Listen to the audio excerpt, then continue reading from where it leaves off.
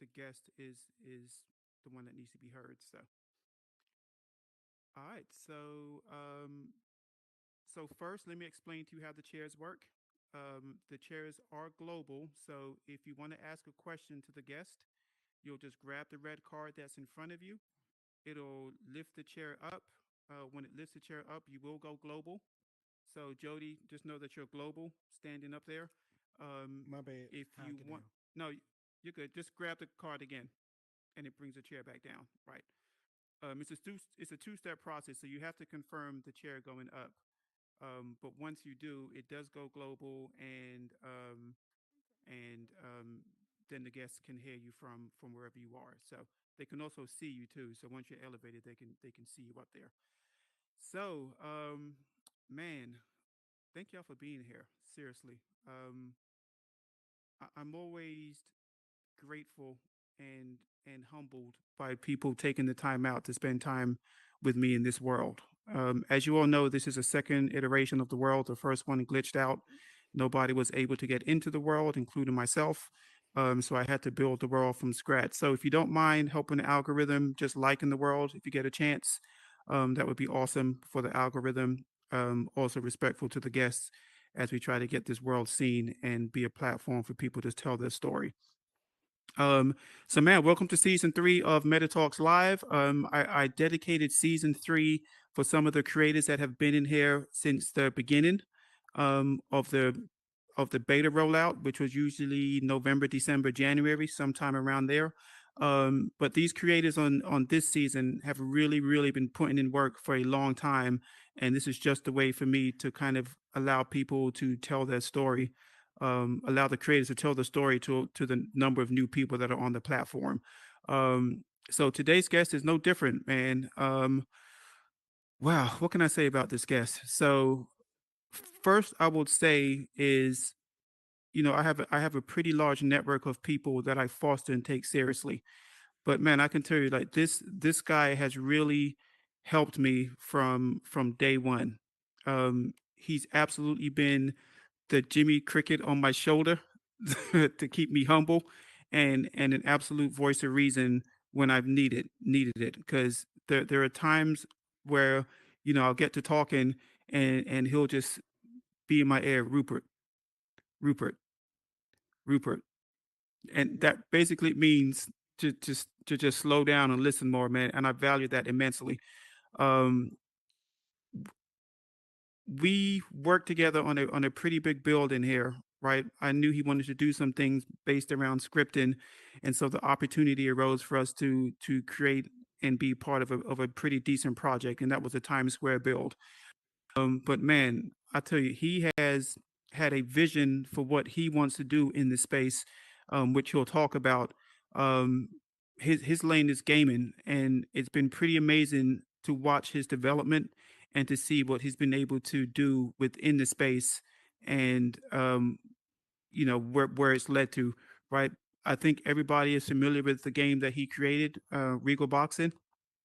Uh, Probably one of the fastest growing games on the entire platform and one of the most successful. An amazing project that he was very methodical in creating. But not only that, man, he's probably one of the most supportive and realist persons on this entire platform. He has no problem sharing, promoting, and talking about other people's success on a continuous basis, and he's been like that since day one.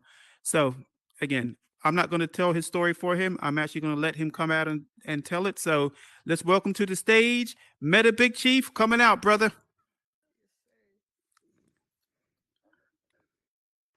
Stage is yours, homie. All right. Woo! So let me get this chair here. Now I'm gonna move around.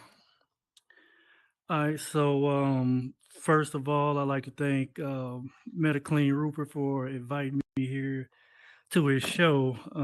It's been a long time coming. He's been kind of hinting at me coming since season one, but I've been kind of brushing him off. But hey, man, you finally got me. So I definitely appreciate you having me on the show. So I've been knowing Metaclean Rupert since he was Rupert the Bear when we came in December. So I remember the funniest thing I remember that when I first met Rupert, he had his English accent, and he had the dreads, and I was telling everybody, man, this is Lennox Lewis. So for months straight, I was telling people, hey, Metaclean Rupert is this guy Rupert the Bear. This is Lennox Lewis. I mean Lennox Lewis in the metaverse. But yeah, we really, hit it off. We became friends. We used to hang out late nights, just talking about our visions in the metaverse.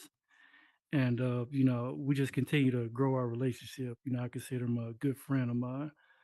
So yeah, I'm glad you went from a bear to, I'm glad you clean now, Rupert.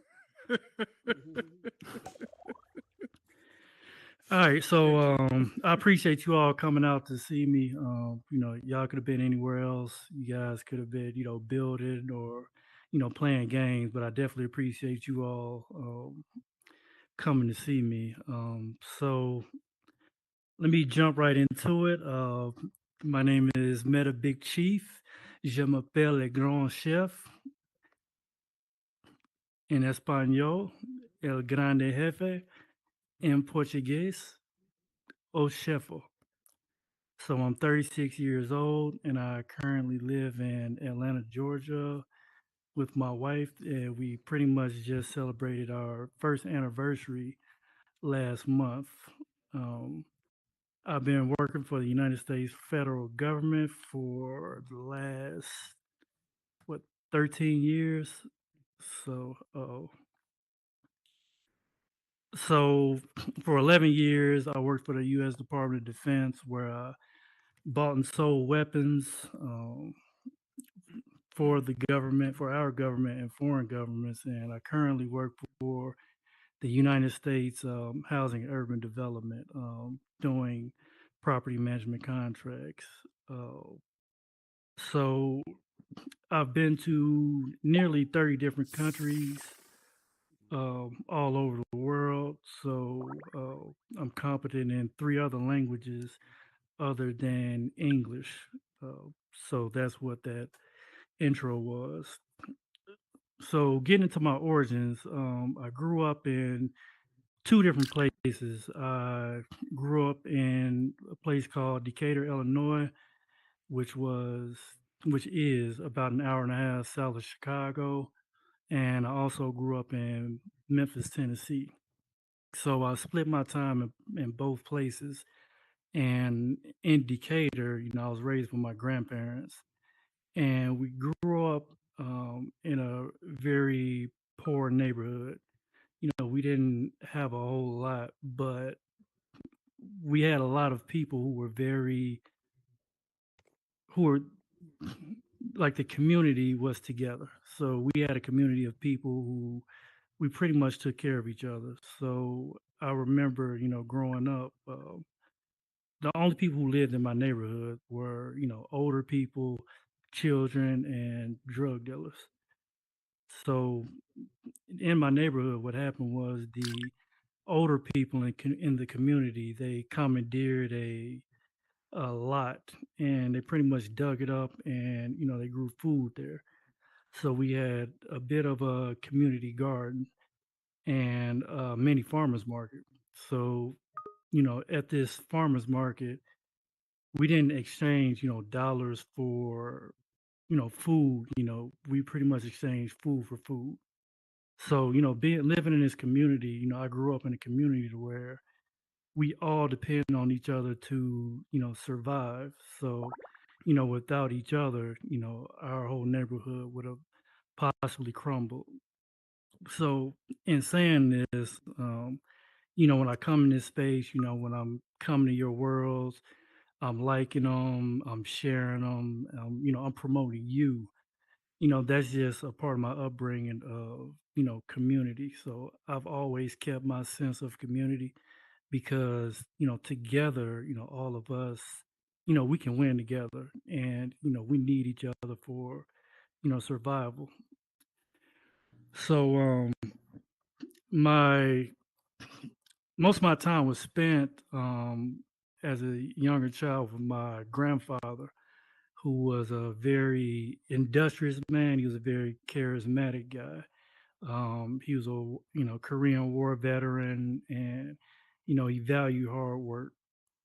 And something about him was, there was no job that was too demeaning for him. So people would call him for all different kind of odd jobs and stuff like that. And he would bring me along with him, and he was teaching me, I mean, you got to do what you got to do, to survive out here. So he was retired, but he was a scrap hustler. Does anybody in here know what a scrap hustler is?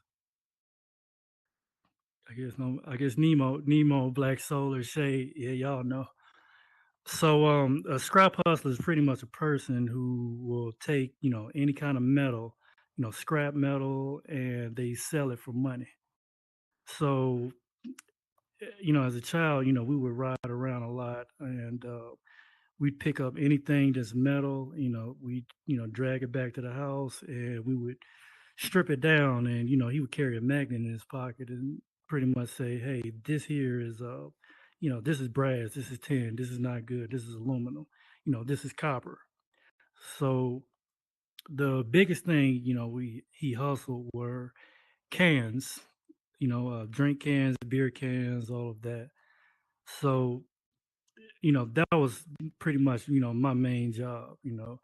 Anywhere, we saw a can, pick it up, throw it in the back of the truck. We had accumulated a lot of cans over the years, and I say over like a 3-year period. And any can that he saw, hey, go get it. We could be riding down the street and somebody could throw out a can, and he'd stop and tell me to jump out. Hey, get that can. So for about 3 years, we did that, and we accumulated a lot of cans, and it got so out of control and ridiculous that my grandmother was telling, "Hey, y'all need to get this up." So we finally took it to the place. We took all the metal and stuff like that to the place, and they weigh it and they pay you, based on the weight.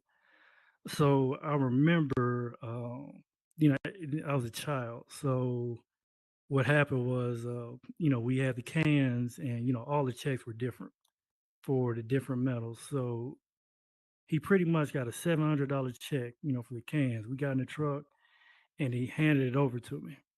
He said, this is yours. You work for this. So, as a child, that's the most money I'd ever seen in my life. I thought I was rich.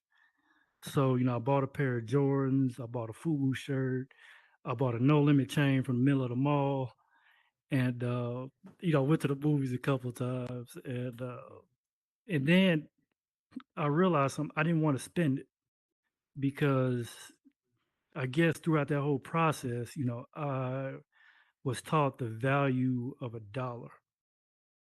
So it took me a long time. It took me a lot of hard work to get it, and I know it's like now, when's the next time I'm gonna get this $700? So I have to make this last, and that's with easy money, fast and easy money, it usually goes. So I learned the value of a dollar, very quickly. So um, a majority of my life, I was an athlete. I played 4 different sports. I played football, baseball, basketball, and track. At times I played on 2 different teams for, throughout the year. And I guess the wild thing about that is, I was still, working with my grandfather. So during that time, we'd work all day, and then, it's time for practice. I'm looking at the clock and like, hey, I got practice. He's like, yeah, I know. And so he's like, yeah, you're gonna get there. So, I would get to practice, and the coaches would say, you look tired, but you still got to make your time.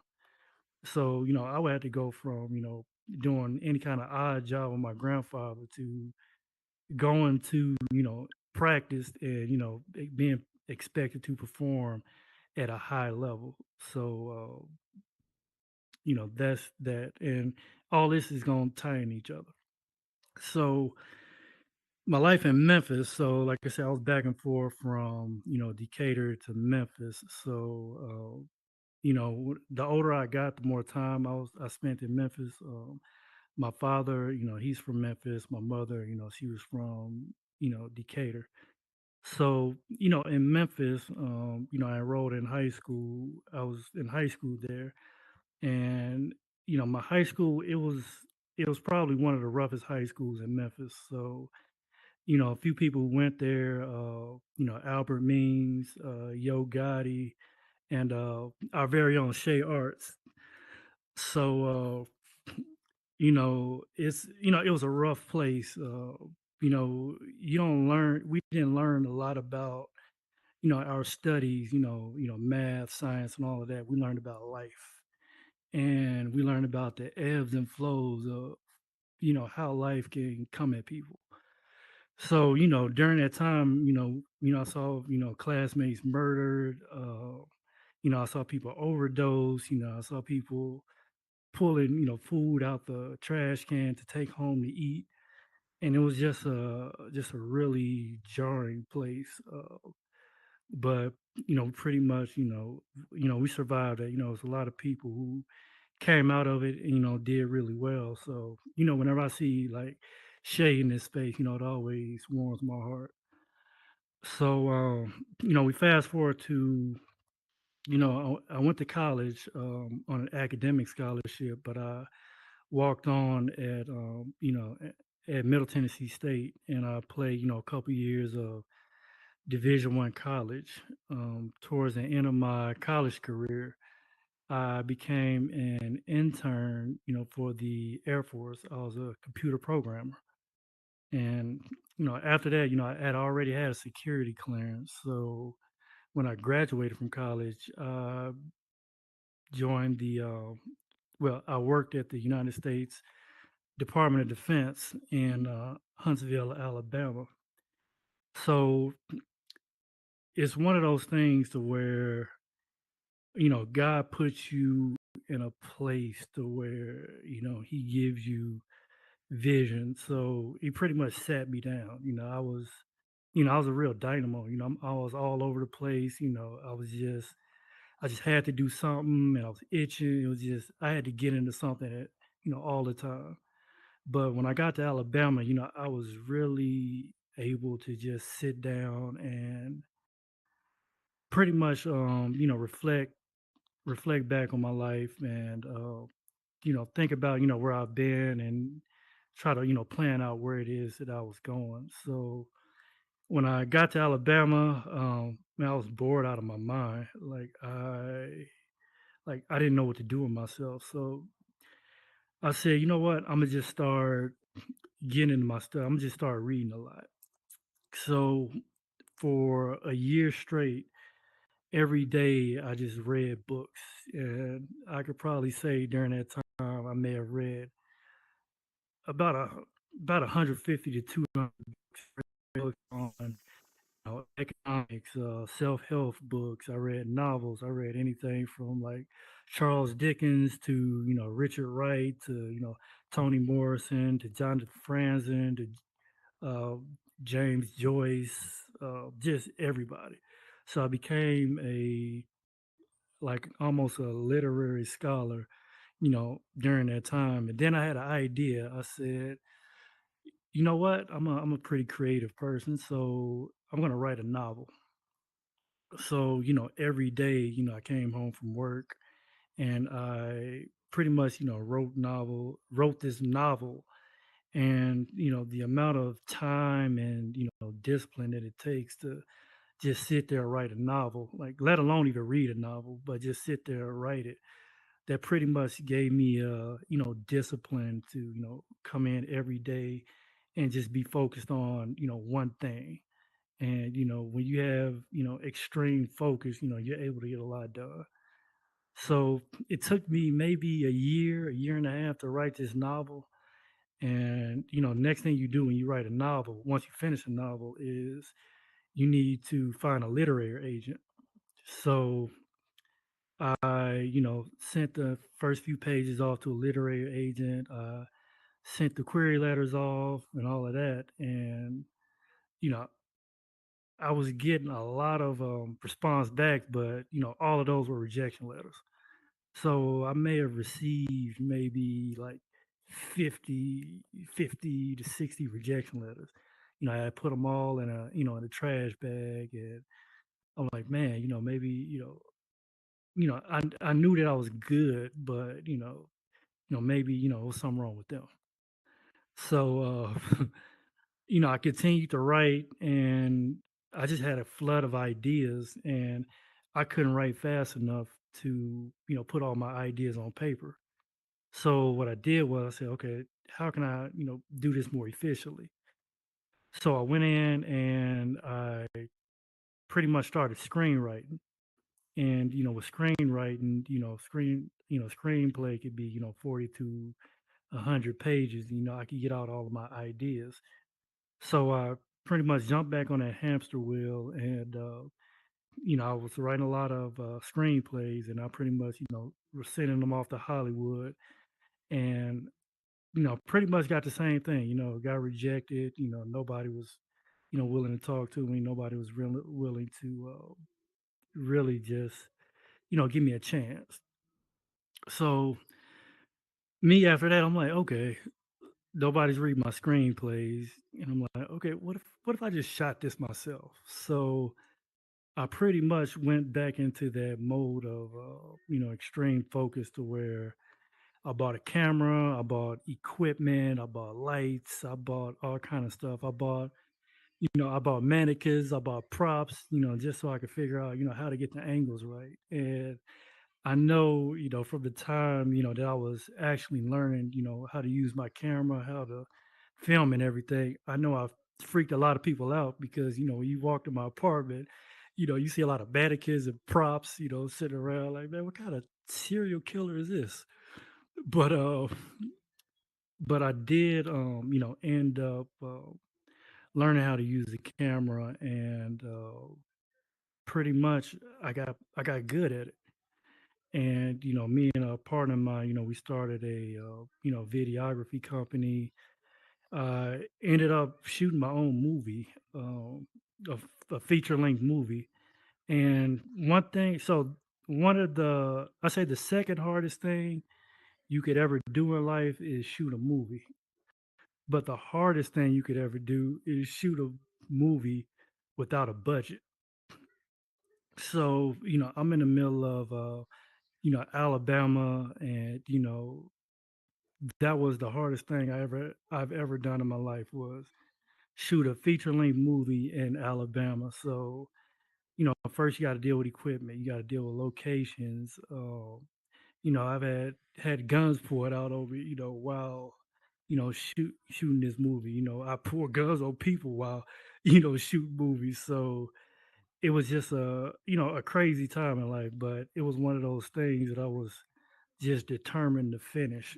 So that I finished it, and I pretty much self-published it through Amazon. And you know it had been what, in retrospect, it wasn't a really good movie, but it was mine, and I was happy with the output. And everyone, it got bad reviews and everything, but on the other hand, it got good reviews.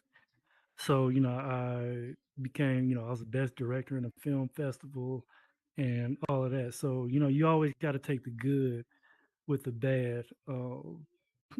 And I was a little bit discouraged, but the film had been distributed, across the world, and this guy from Germany, he sent me an email. I don't know how he got my email, but he pretty much was like, "Yeah, I love the movie. Keep going." And I was like, "Oh wow, people, actually, are watching this." So, I pretty much, continue to, do film, do videography. I've worked with Dreamhampton, I've worked with CBS Sports, and all the kind of stuff. So, whatever it is you're pursuing, always continue to pursue it. Keep at it, because everybody starts small. And I think Jay Dunn, he has this. this saying, he says, don't despise the day of small beginnings because, everybody has to start, somewhere. All right. So I'll transition and let me transition to, the metaverse, me getting, into this space. So I got into this space. I bought my Oculus at the end of November of last year. I had a few buddies here in Atlanta. We'd always, sit around and talk business and all of that stuff. So, one guy said, are y'all in the metaverse? And, none of us were. We were like, no, we're not. He was like, yeah, y'all really need to get into it. And, he's an all space guy. So he's like, yeah, man, you got to get alt space. You got to get, VR chat. And so when I first, put on a headset, I went into alt space. I was kind of, moving around because it was jarring, me getting into this space, well, into, VR just period. Your brain has to adjust to everything going on. So went into alt space and the first day, I'm moving through, I'm seeing, people having conversations. I'm hearing other languages talking, and I'm like, wow, this is another world. And this guy, he comes up to me and he says, hello. And I'm like, "Hey, you talking to me?" He's like, yeah. I was like, yeah, hello. He's like, where are you from? I was like, shit, man, I live in Atlanta. I was like, where are you from? He was like, I'm from Algeria. I'm like, "Come on, Algeria, the country?" He said, "Yes." And I was like, "Oh, okay." Then he pretty much asked me, how's the weather there? I asked him the same, and he was like, "I'll catch you later. I got to go pray." And I was kind of frozen. I was like, "Wow, like this thing here has unlimited potential. Like the amount of reach that you could get." I just talked to a guy from Algeria and he's halfway on the other side of the earth, so I recognize potential, but alt space I didn't really see a future in alt space. So I knew that Facebook had Horizon, so I signed up for the Horizon account and I came in here and pretty much I was an arena class guy. I was a huge arena class guy, so I played arena clash, and I was pretty much doing a lot of world hopping. And I think everybody here, well, most of the black creators in this space, I think everybody's part of everybody's origin story, starts off in out in Hardy World. So I had visited Hardy World on my own. I was in there by myself. I looked around and I was like, "Oh, this guy, this guy gets it. Like he's on to something here." So I reached out to Hardy on Instagram, and I'm like, I see what you did here. You wanna talk or this and that. So he was like, hey, y'all know Hardy. Yeah, man, get on my call. So I was like, all right, I get on your call. So, pretty much got on his call and he gave a lot of good information and after the call we all met at Hardy World and that's where I met Rupert the Bear, now medically and Rupert. Met him. I met a lot of people. I met Black Harley. Who else was in there? Leo the architect. Who else? I can't remember who else. Oh, Manny, DJ Manny, he was in there. Him and Solo Dolo. Um, so it was a cool night, and pretty much I was, Harder's like, y'all got to start building. So I came into the space. I never really was intent on building anything. Um, but I said, you know what, I'll go ahead and give it a shot. So I did the tutorial. I could barely even build the bridge, but I saw it as a challenge. I was like, okay. maybe I can, build something in here. So I pretty much, took my time and I said, you know what, I'm going to build an aquarium. So I went in, I built a deep sea aquarium, and I invited, Rupert, and Hardy, and who else was it? I actually invited L Trim, to come look at it. Everybody liked it, and Hardy gave me a few tips like, look, yeah, you got to snap this, you got to learn to use the snap tool, and your colors, the way that your colors clash, and contrast and all of that. So he pretty much was like, you're a good builder, but if you get these things together, you'll be a better builder. And you know what, he liked it so much that he said, you know what, I'm gonna put your door at Hardy World. So, to this day, my first world door is still in Hardy World. So we fast forward to my next build, which was, the Wiz. And during that time, I was connected with a lot of good builders, and Rupert mentioned the Times Square project. So, I got around a lot of good builders. Rupert, I met Dunder, Leo the Architect, Dot, Black Harley, and Cam Bam, which is that's like my right hand man. If you usually see me, you see Cam. We have a lot of good time. Building together and just talking about life. So during that time, I was able to learn from some of the best builders in Horizon. Learn how to scale with Dunder and Leo. Learn detail. Dot, Cam, and Black Harley. So when I was working on the Wiz World, Black Harley came in as a tester, and she pretty much came in there and just chewed me up. Like, you can't do that. Like, look at that. That's right there. That ain't snap. That right there is Z ribbon. You don't give somebody a seizure. This or that. This or that. But she like, well, overall, it's a good world. And at the time, Black Harley didn't like anybody's worlds. So she really helped me out. And my scripting journey started there. Actually, it was Michael Gregory who actually helped me start scripting. So, I was looking around. I was like, I need help with a script. And Michael was like, yeah, sure, no problem. I said, what I owe you? He's like, nothing. He said, man, just I like the world. So, I'll get started on this. So he pretty much got started on the scripting. And, when I looked at it, after what he did, because he had to leave, and I looked at it and I was like, oh, this makes sense now. Like all this stuff makes sense. So I pretty much went in and finished the script, and he came back in. It was like, "Oh man, you're done?" I was like, "Yeah." He's like, "Oh man," he said, "I was gonna finish it." I was like, "No, man, you don't know how much you just helped me out because now I figured out, the logic behind, these scripting blocks and code blocks and all of that." So it was, I'm always, grateful, for him taking the time to just sit there and, do that for me. So, throughout the space, I just continued to build. I built Dracula's Escape Room, which was, my most successful world, before I got to Regal Boxing.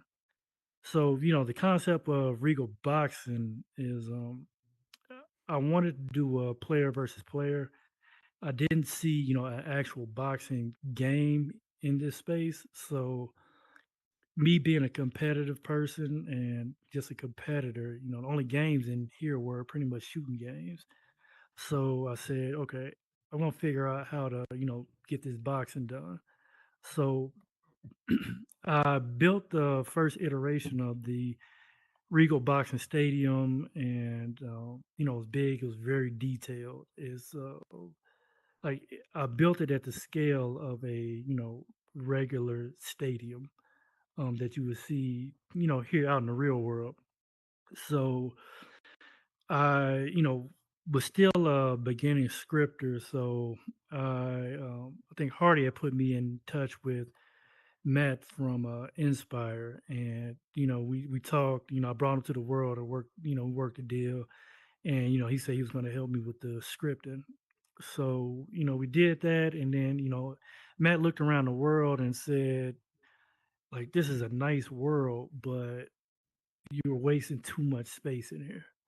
So he's like, let's talk to one of the team members, and let's work together to reduce this space, because you really have something here. Like, this is gonna be something special, and we really want to help you. So we got together and pretty much stripped down the design to a simple design, to where it was conducive to a player versus player gameplay. And that's the stadium that you see today. That's why it runs so efficient. That's why you get in and out of the ring so fast. That's why the matches are fast paced. That's why, that's how you can feel that it's a very competitive environment inside of there. So I launched the world Regal Boxing. Oh, before Regal Boxing was done, it was complete,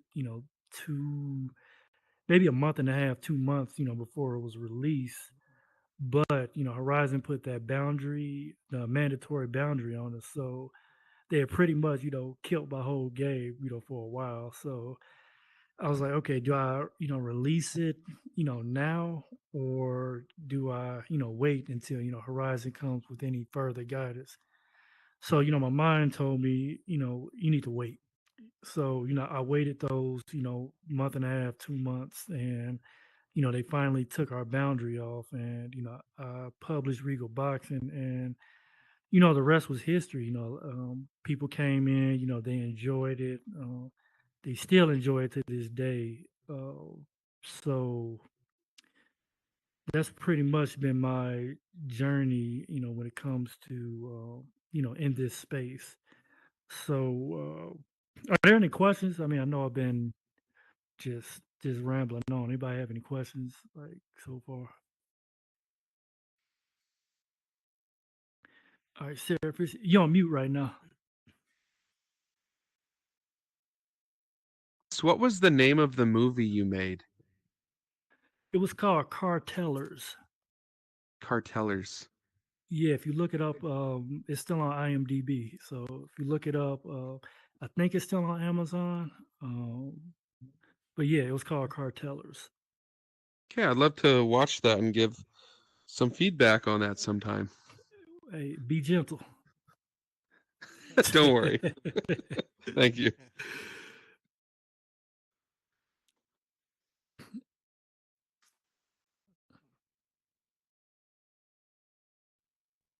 I met. You went back down, man. Young Russ. That's my brother Russ right there.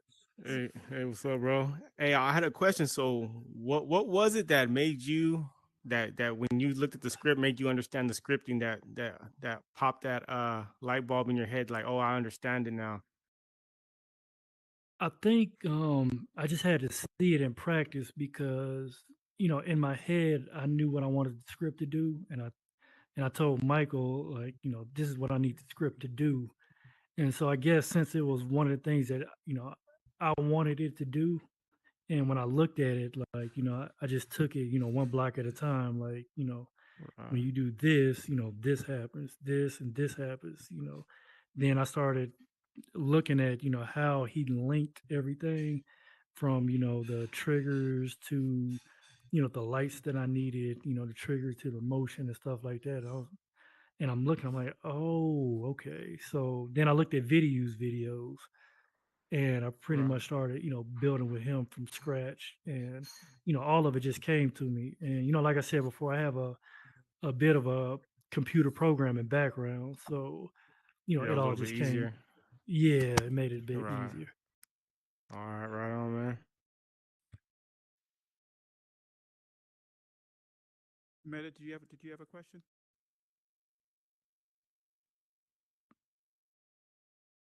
Divine? Big Chief, Hey, this Devon. whole time I've been treating you like you were elder and you 36 years old.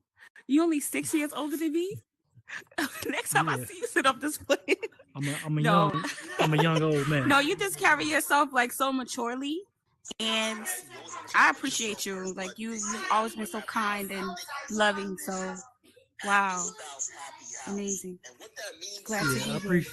I appreciate you too. But I guess to go to that, like you understand, I worked with the military for a long time, so that pretty much kind of kept me at bay. And a lot of people think I've been in the, like actual military, but I've just worked alongside the military. So, but I still had to maintain that discipline in the job that I was doing.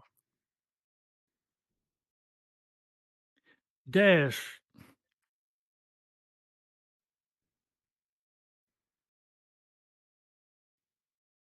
you in a party? We can't hear you.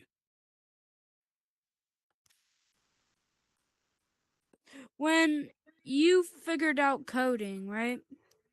Hmm. Did you think you could like do it all by yourself? Like do a little bit of coding by yourself? When I figured it out, I'll say about 80% of the things I could figure out. When I did figure it out, I can't stand up here and say I know everything, but yeah, after I figured out the logic behind it, it made it much easier to do other things. And yeah, shout out to Dash and Cookie Monster. They're really good friends of mine, regulars at Regal Boxing. Cookie Monster is actually the champion in Regal Boxing, and Dash is number 3. So yeah, shout out to y'all. I appreciate y'all coming through.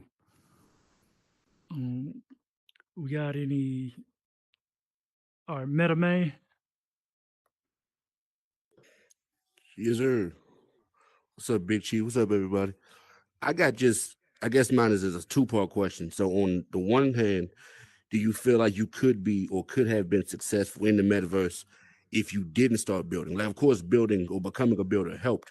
But if say like just say you tried and it wasn't working for you, do you think you still could have found success in here without that? Yeah, I would have figured it out. I would have figured out something because it's just in me. You know what I mean? It's just Mm, like I would have figured it out.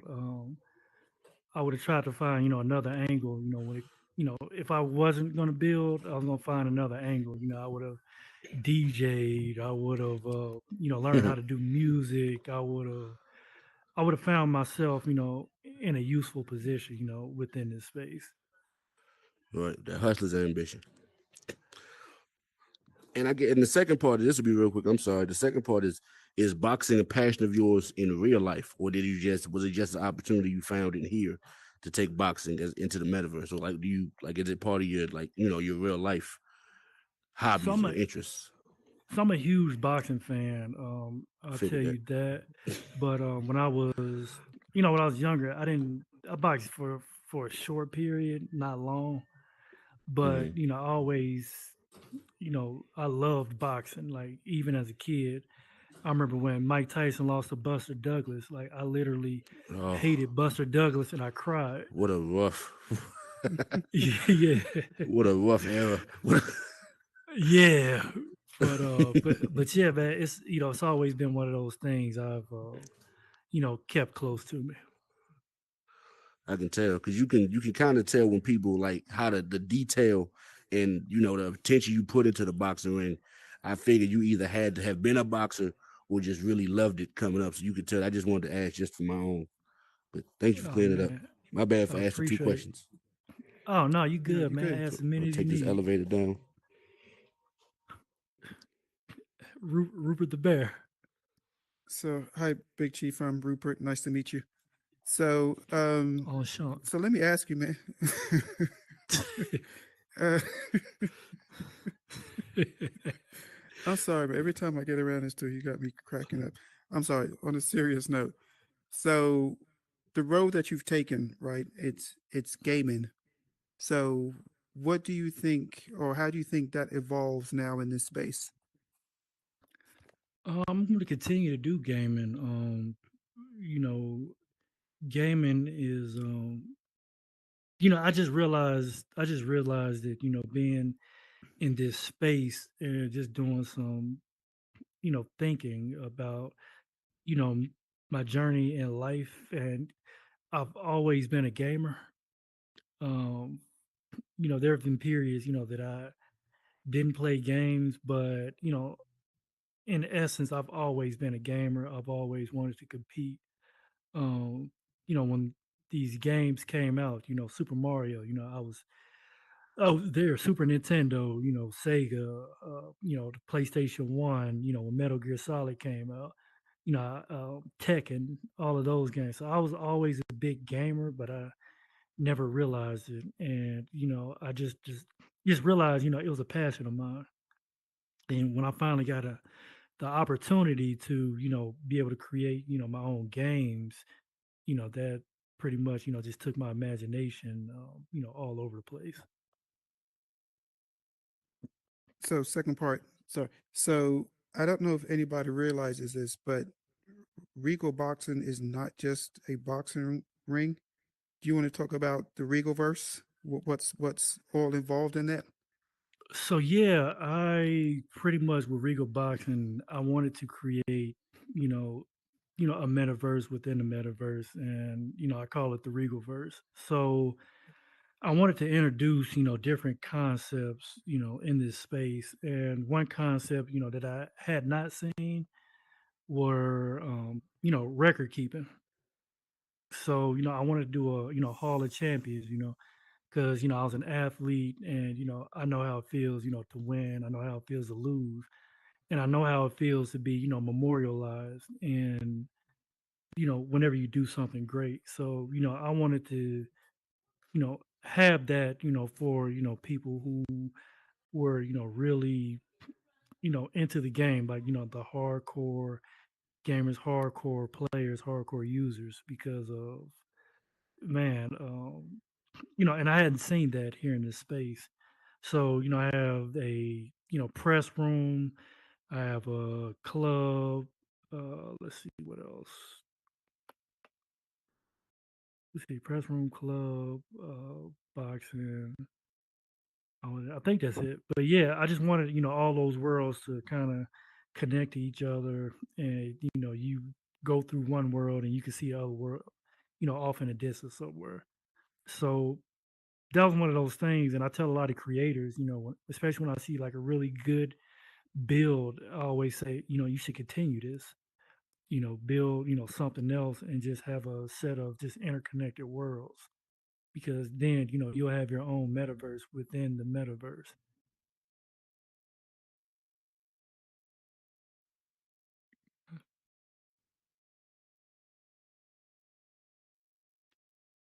Any other Anybody? questions for Anybody else? Shay? I know you got something to say. You from Memphis.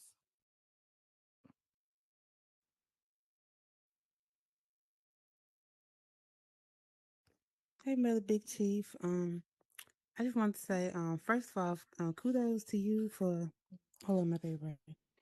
Kudos to you for all that you accomplished in this space and your world that everyone loves, that's comfortable for adults and children to go have fun in. Like, real boxing is always popping. Um, I want to say, big shout out to Xavion too for getting us all together to do the Memphis World, because with Yes, that I was able to like really get to know you and Herbert, and like really get to talk to y'all in a way that I hadn't had the opportunity yet. And it was great to find out the similarities that we had, and just even now I appreciate you coming on Meta Talks and telling your story. So we can know, the man behind the world and why you do what you do. And I appreciate all of it. You have a large intentional presence, and I appreciate that. I appreciate you, Noah.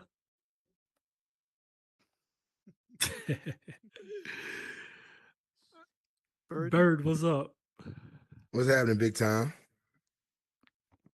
You hear me? Yeah, yeah, yeah, yeah.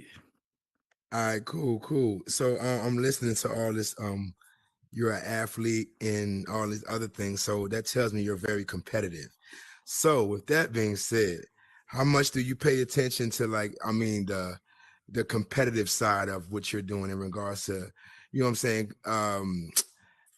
others within the sports genre and things like that? How much do you pay attention to, oh, am I on the top 100, or how's my world doing and things like that? How much do you pay attention to that?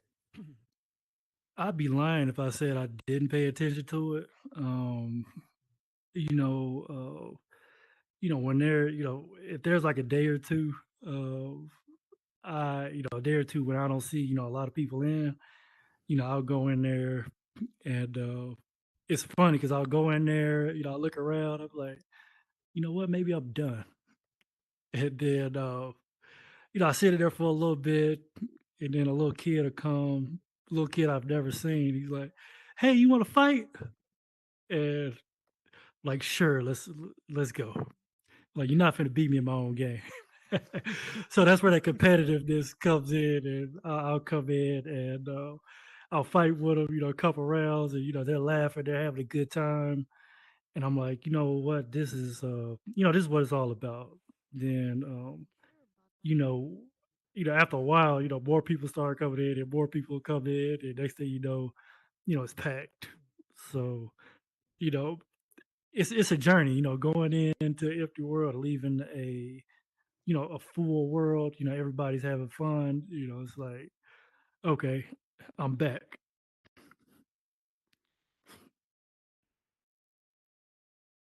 All right, so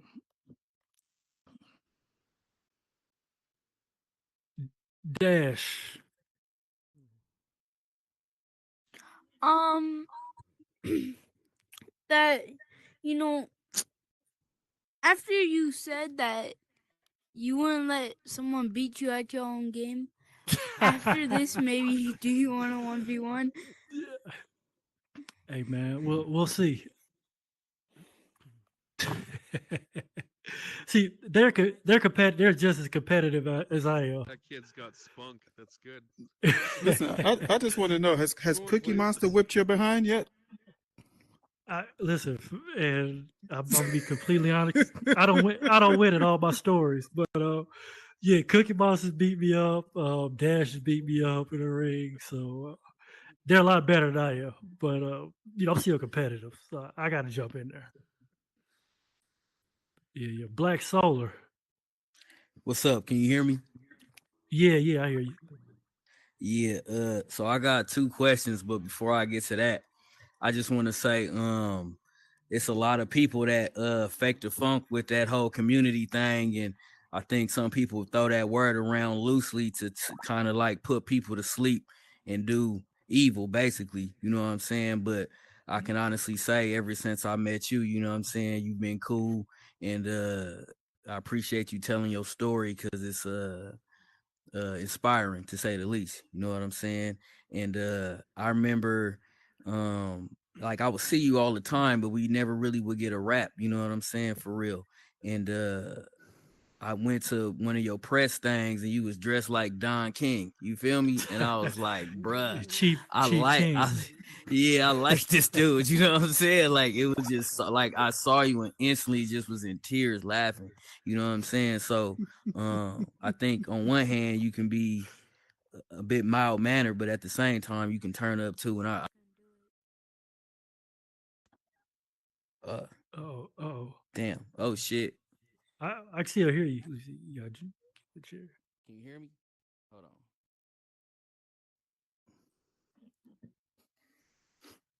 Yeah, my thing just glitched. Can you hear me now? Yeah, I can hear you.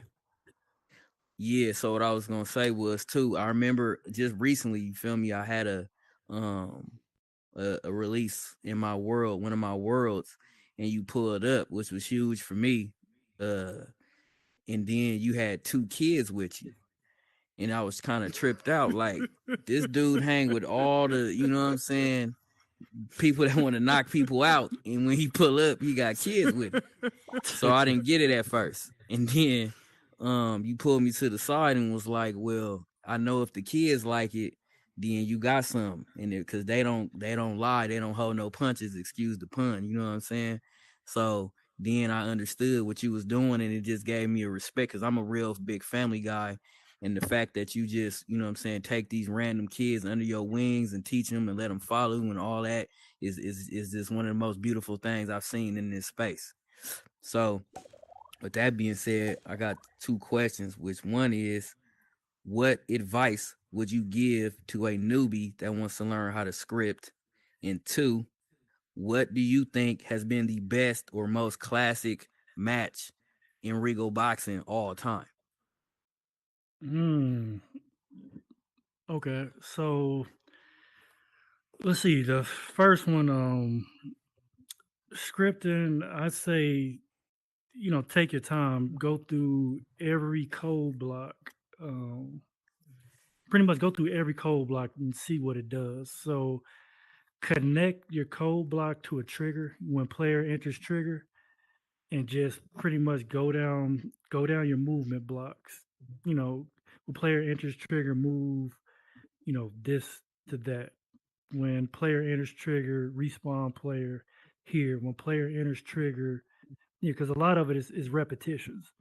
So once you figure out what does what, I say start with triggers, because when you first start the script, the way you set off a script is through an event. And that's going to be the first thing that you see on the tab on your right. So you use that first tab and just go through and find the trigger first and start working the triggers. And once you get a knowledge and you get comfortable with the triggers, everything will come to you, because you're gonna say, okay, when I enter trigger, it does this. When I enter trigger, it does this. When I enter trigger, it does this. It's repetition. When I enter trigger, it does this. Then you start exploring something else. When I grab object, it could do this. Oh, if I grab the object, it could do the same thing as this trigger. So then you do grab objects. When I grab the object, it'll change this color. When I grab the object, it'll respawn the player.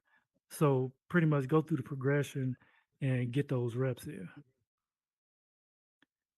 And part two of your question, the most classic match in Regal. Hmm.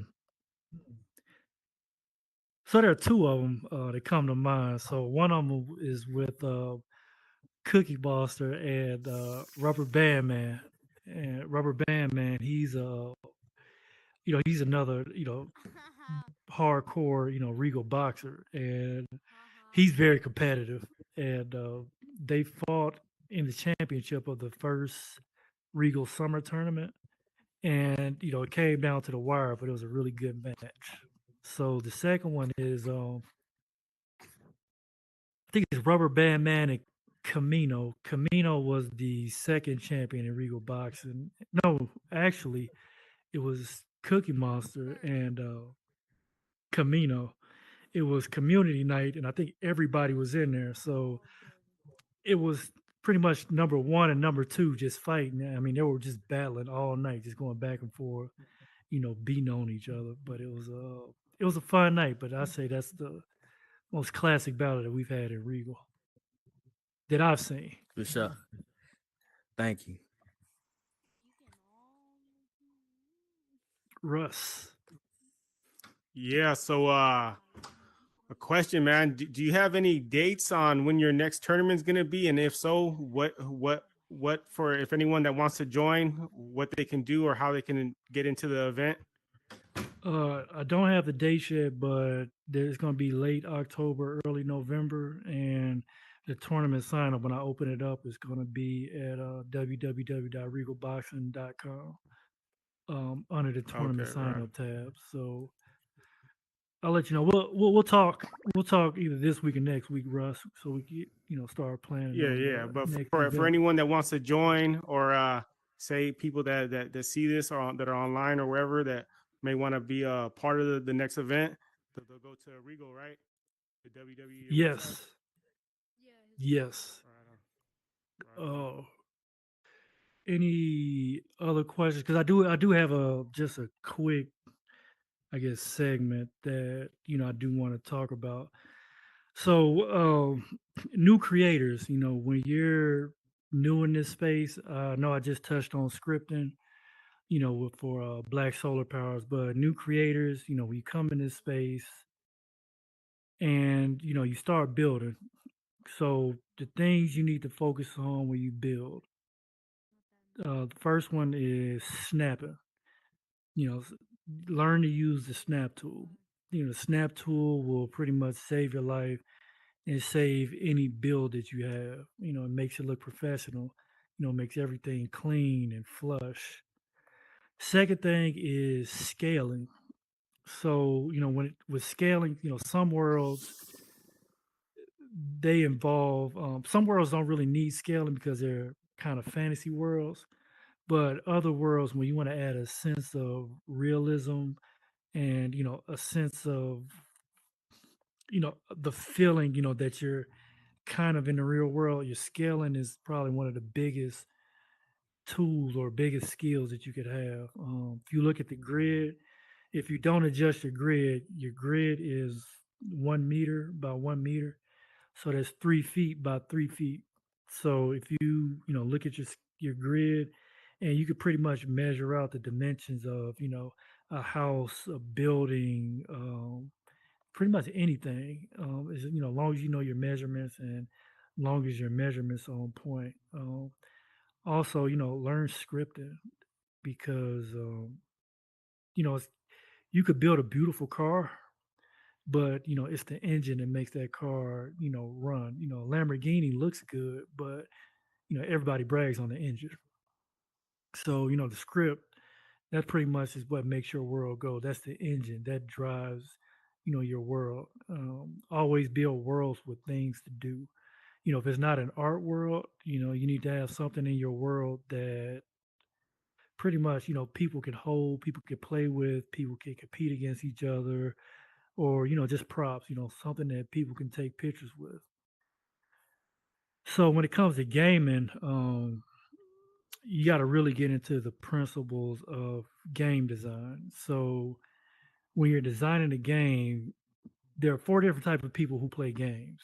So you got explorers, you have the social people, you have the achievers, and you have the killers. So the explorers, they're the people who they come into a game and they want to walk around, they want to enjoy the space, they want to soak in the space, they want to find Easter eggs, they want to look for things, they want to touch things, they want to explore, they want to find new places, they want to find trap doors and hidden places. You got the social people. They come in and they're looking for social interaction. Who can I talk to? Who can I meet here? And they enjoy being around with other people. Then you have the achievers. The achievers are people who they like to see their name on board. So think about leaderboards. The achievers love to see their name on the leaderboard.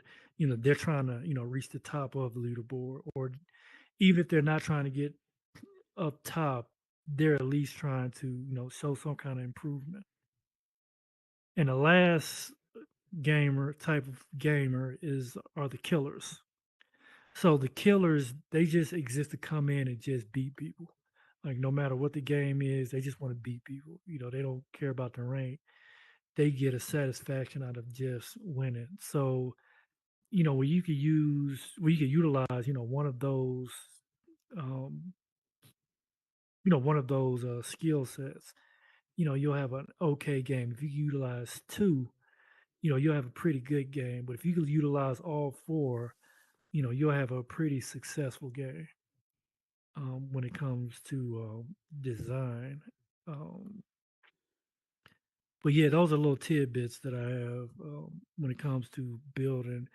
We got any other questions uh, on that?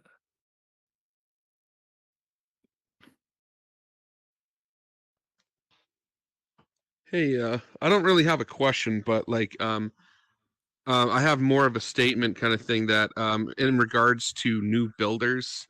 Now, I have a measuring stick that's a free asset. If anyone wants to use that and is a new builder, it goes up to 3 meters or 10 feet high. and you basically walk around your world with this measuring stick in your hand, and it can measure your countertops, your doors, windows, furniture, anything really up to 10 feet high. Big Mama Bethany's been using it multiple times just to build her houses. It's hilarious. I love her. But anyway, so yeah, it's a free asset. Just like message me and I can make you an editor and you can grab it, whatever. So yeah, thanks. Just wanted to make that mention. Hey, we definitely appreciate that, and that's what community is all about. Right there. He has an asset, he has a tool. Definitely get with him and use it. Teray, hey, before Hey, you ask your question, okay. I do want to send a big shout out to Teray.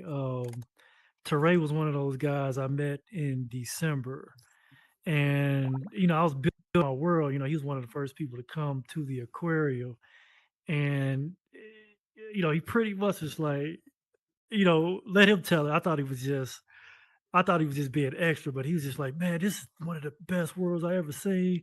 It's a dad, and he was going bringing people to the world like, oh, you gotta see Big Chief's world. Like he would bring just boatloads of people into the world, and he was just really instrumental in getting the word out. That I created this really good world, and which I just thought it was alright at the time, but Yeah, brother, I definitely dude. appreciate you. I just want to just man give you your roses, bro, because like I said, the first time I saw your world, the aquarium, I'm like, bro. And then like at that time, everybody was just going to clubs, like club, club, club, club.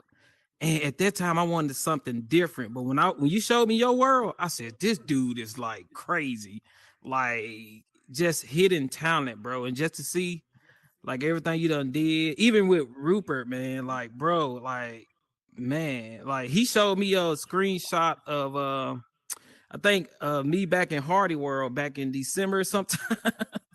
I was like, and Hmm. that's where I met both of y'all, bro. So just to man, it's just amazing, bro. Like, yeah, man, flowers to both of y'all, bro. Like, thank you Yeah, for man. pushing this. Appreciate y'all, Yeah, yeah. man. Shout out to Appreciate you, you, man. Teray. Go check out Teray's artist. He has an artist called Jay Howe. He's an R&B singer. Just released the album. So, you get a chance, man. Go check him out.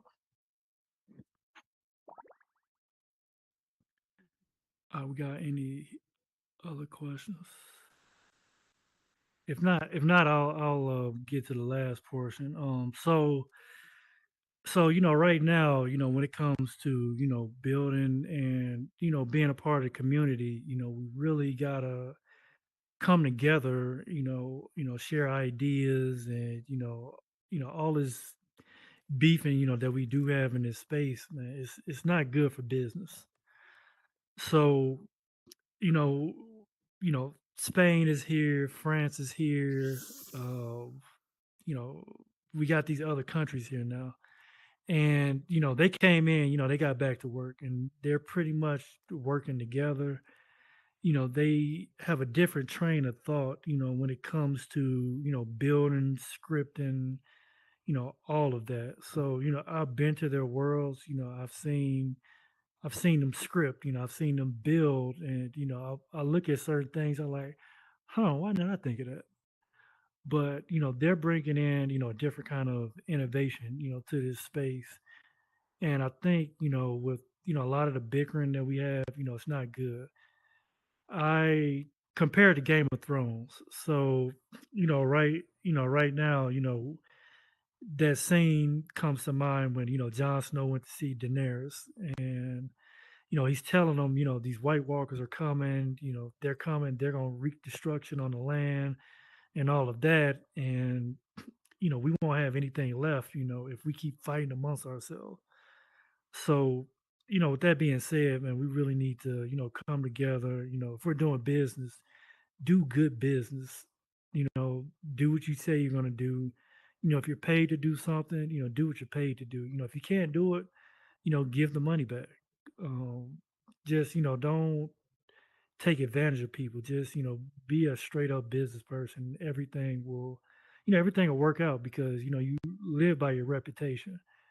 And once you get a bad reputation of, screwing people over or not keeping your word or anything like that, it's kind of hard to shake. So, do good business, just for the sake of good business and just being, a good person. Uh, but yeah, that's all that I have. I won't get up here and preach.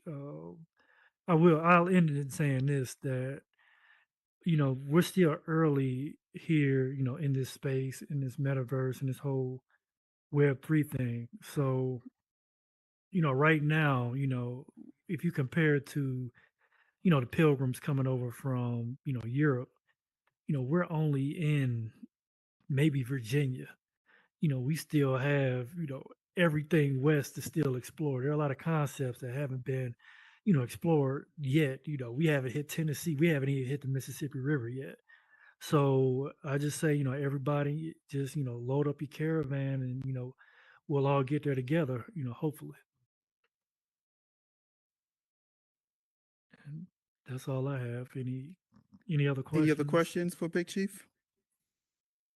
This is the most I've ever talked in this space. Facts. You on mute, Russ? You're on mute, Russ. Like, yeah, I'm still learning how to script and stuff, but have you guys thought of putting like have you guys tried or tried putting when you're making the scripts to add like how Cash App and PayPal have their own script? Have you thought about copying that script and putting it into a world to see if it gets the full function of a payment system to make it work like that?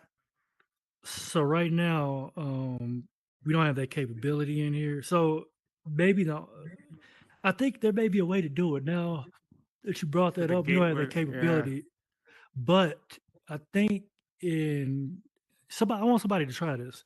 But I think if you take a picture of your Cash App and use it as like a door like use it as a door. Right. Nah, that wouldn't work because you need your phone. But you know how you get things to function with the script, and when you put that trigger does this trigger does that. If we're able to copy that script and add some triggers to it, would it be able to function at the same way in a certain way? No, Horizon doesn't have that API just yet. Right. Okay. But I think the only way what I'm talking about would work if somebody was on a PC and they had their phone and they could scan a QR code from that door, on their, See, I'm giving out ideas, Rupert. But, so yeah, because there is things where you can get a generate a QR code, and like you said, you could probably put it through the door. But how would they scan it? That's what I would have to do from the PC with their phone. Yeah, so it had to be through a PC because we can't scan it, with in here and be directed to a link because we're pretty much locked into this space. So that'd be an external link. So if you do it from a PC, I think that will work. Right. Okay. Yeah, but the other person would have to be on a PC. Right. Okay. Cool. Right on. Yeah. Somebody try that. Yeah. Let me know how it goes. Shay gonna try it. Yeah. Yeah, we don't have Cash App let me know Canada, how that goes. like at all, or Venmo, unfortunately. What do you have, Sarah Fishes? I don't know, honestly, because I've been looking to see what we got, and it's only like crypto stuff or e-transfers. That's really, or we can use PayPal. That's about it. Okay. That's really it. PayPal. Huh. Yeah. I would think Cash App would be in Cash App and Venmo would be in Canada. We don't have any of that. So. Oh wow. Okay. I think you guys are still trading in maple syrup. Last time I heard. No.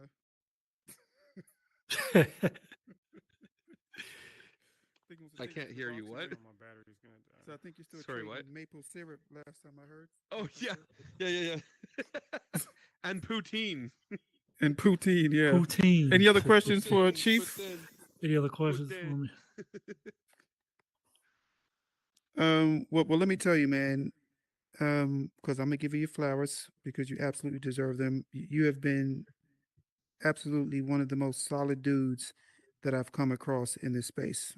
Um, again, I talk to a lot of people, I build a lot of networks, but you've been absolutely consistent since day one, and it's always been a benefit to work with you um, on a social level and on a professional level too. So I really appreciate that. I really do. But I also know that you follow through with what you say you're going to do. So you're a man of your word, which is sometimes difficult to find in this space. So many ideas Yes. get floated around, and there aren't a lot of contracts. So we really sometimes have to kind of operate by our word. And this space has proven sometimes that not everybody is capable of doing that, but you've always been able to do that. If you can do it, you say you're going to do it. If you can't do it, you say that too. So I think everybody appreciates you for that. But on a bigger note, man, I think Chief has touched on a few things, right? One of the things that Black Solar Power brought up is like you have to be authentic to the build, right? So if you understand the space in which you're creating, the build is just going to come out different. So Chief understands a thing or two about a thing or two, and there's no secret formula for success. It's not really luck. People can say you've got lucky with this, but luck is really just a intersection between preparedness and being there when the opportunity arrives. So he's absolutely done the work though. It's not by happenstance that Regal Boxing is what it is. He's put the work in to make that successful, understanding the space and the dynamics and the visuals and the scripting and everything that goes along with maintaining a successful space, right? So don't ever think that just because you build it they'll come. You have to put the work in, because this is a business, right? We operate these little enclaves of how we move within the space, whether it be a world or a whole regal verse, right? Everything should be kind of operated as a business depending on the type of result you want to get. And again, it doesn't always have to be about that, but if you want to reach a certain level, you've got to operate in a certain manner. So Yeah, and I let appreciate me you, add man. something. Let me add Yeah, something to that sure. real quick. So, when you do build, be open to constructive criticism, and yeah, let your ego go when you're building. So a lot of times, when I build, I bring the kids in, the younger people in, because they have no filter and they have no problem telling you, what's wrong with your world. Of you need to fix this or this and that. I don't like this and that, and it's very humbling, to have like an 11 or 12-year old, tell you everything that's wrong with what you're doing. So, that's what's in the secret sauce, when it comes to, building. And even when, somebody comes to your world and gives you constructive criticism, you need to really take that into account because with Regal Boxing, the first iteration of the stadium, had I not listened to, good sound advice, it wouldn't be as efficient as it is. So, yeah, that's Yeah, awesome. And listen, so question I always ask, what's next for Meta Big Chief? What you got in store for us? so soon we're gonna have the fall tournament and King of the Hill, show coming pretty soon. We're looking at late October, early November. I got three worlds in the works, three new ones. I know you guys will enjoy those, but I think right now I'm at a like creative explosion. So I have so many ideas now, but I don't have enough time to work on all of them at the same time. So I'm trying to finish everything as quick as I can. But hey, we know how that goes, and I'm still here open to help. I tell people you can hit me up anytime if you need my help. If it takes me more than 20 minutes, I probably won't be able to help you, but if it take me 20 minutes or less, I'll pop in, whatever you need. Hey, just holler at me. Yeah, and it's not just Regal Boxing. So I'm just going to name a couple of the worlds. So MJ Lullabies. Has anybody been to that world? The Little Michael Jackson. Phenomenal world. X Yeah, I Men made Danger MJ Room. moonwalk. MJ's moonwalking now. You don't remember Yeah, the he's always been moonwalk? moonwalking. No, no. I was telling everybody I brought the moonwalk to the Oh metaverse. yeah, he brought the moonwalk to the metaverse. Yeah. Let me see. Danger Room, right? X Men Danger Room, phenomenal world. Um, the Dracula Escape Mansion, which I have still not been able to finish, so I don't go there anymore because it frustrates the hell out of me. Also a phenomenal world, but just kind of like hit after hit, but very thoughtful, entertaining world. So definitely check out his bio and visit some of his worlds when you get a chance. Oh, and check out the Memphis. We did a Memphis series. Myself, Oh, that's right. Yeah. Shay Arts, Xavion, Infinite Rocket Power, Cutie the Sweetest, Herbert Joyce Jr., and Keshi's Hands. We pretty much made Memphis here in the metaverse. We did different areas of Memphis. We pretty much made these areas and brought it in. So when you guys get a chance, check out those worlds. Yeah, Memphis is deep in here. I don't know why. Why y'all so deep in here? Hey man, we deep everywhere. Grit and grind, baby. Grit and grind. Y'all like baby's kids. We don't die, we multiply. But listen, man, listen. I appreciate you, Chief. Thank you for coming to the stage. Any final words before we wrap it up? No, man, go build something great. All right. Well, on that note, listen, I really, really, really appreciate you being here. I know I say it often. I'm a broken record. I understand. But I don't take any of this for granted with you guys spending the time that you spend with me here. You could have been anywhere else in the metaverse, but you've chosen to be here. And we're super, super appreciative and thankful. And with that said, it's a wrap. Y'all go have some fun. Well, I wouldn't miss out on my favorite meta talk show anytime. Thank you very much. Yeah, appreciate you all coming out. That was dope. Now let's network. Get some contacts. I was trying like hell. Hey, listen, we about to wrap Meta Talks Live. Good, man. Good Appreciate one. you Good coming show. out Appreciate you and coming and through, sitting man. in with Meta Yeah, Big Chief. bro. Had to. It's been an awesome Top. experience. We hope to see you on Thursday Wow. with our guest Capricorn Rising. Yeah. Peace. Yeah. Oh, Yeah, you still mhm. filming? Oh, you Yeah, couldn't so hear I me, looked bro. up I your said, film, and it's you not said your available name in is hard as Canada. fuck, my nigga. Oh, I'm gonna have to Oh, find out really? another way to watch it. It's Send me like an not address. available in your area. I'm like, you gotta be I- kidding me. I can send you a DVD. Oh, All right. really? Yeah. Send me Oh, your that address. I'll send you a DVD. sure, man. Yeah, All right. I'll message you, man. I appreciate that. Hey, Yeah, Tom's yeah, on I the will autograph for totally. you. What's up, Yeah. bro? How could I go about Hey. getting that tool you was talking about? You want that too? Okay, so Man, I'm Ray. gonna add you. I end up Appreciate you missing coming through, I'm gonna out man. follow you. on a lot I'm of gonna it. Hey, add listen, you as But a I friend follow here. you So too. Thank y'all Cool. for Me and coming in CJ. and watching us tonight. With We the really whole appreciate you different guys square. being here. All you gotta do is Definitely go create ahead a and, blank and world, follow Hey, that's a good Beneficial problem. Gamers. Okay. and then you Definitely can got just the fire. import It's got the that air to the world, street that in the activity metaverse. and Yeah, I just shit. wish I And could have we just came see in you here next week. earlier. Next guest on I just Thursday. pulled a It's going to be spot. Capricorn Rising, so don't I miss kind that. of got in Appreciate that, y'all. You can take that as an asset and import it in any of your worlds. Yeah, that It's you all want. All right, good. Ruben.